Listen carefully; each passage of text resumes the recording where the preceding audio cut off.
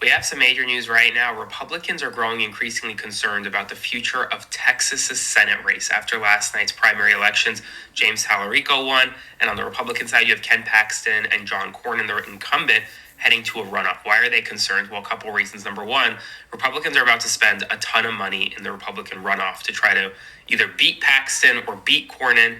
If Paxton is their nominee, number two, they have major baggage issues with infidelity and more with Ken Paxton. And it really just shows that something on the Democratic side, at least, something that really bit them in the butt in a way, was FCC Chairman Brendan Carr's decision with Stephen Colbert pulling down the James Telerico interview.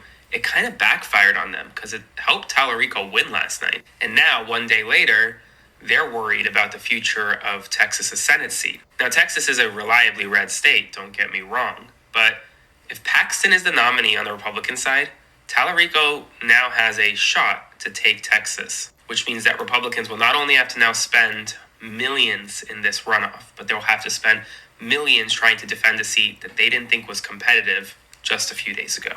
Spread the word. So first things first, let me correct something Aaron said there.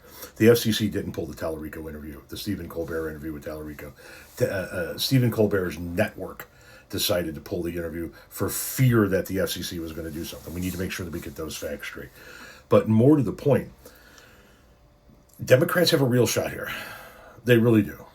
Texas is so disgustingly red that I have said numerous times that I will believe Texas is blue when Texas is actually blue. They have a real chance. But the only way the Republicans need to worry about that seat is if all of the Democrats in that state coalesce together.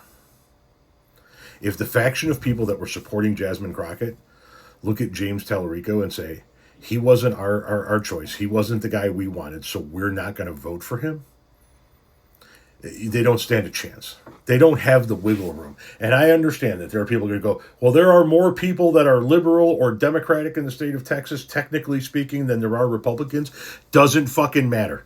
Doesn't matter. Take a look at the election results. Statewide elections for Senate, governor, president, they always go red. They've had Democratic governors in the past, to be sure, but they are now solidly red. So the Democrats do have a chance to take one of these two Senate seats. And boy, would that be fantastic. On election night, to see that the state of Texas is now represented by a Republican and a Democratic senator, that the two senators from the state of Texas are Ted Cruz and Telerico, that would be fantastic to see. But the Republican Party or the Democratic Party in Texas, they need to figure this out. They need to figure out how to coalesce. They need to get the vote out. They need to coalesce. They need to make sure that everybody puts down their fucking purity tests and realize that the control of the Senate is on the line.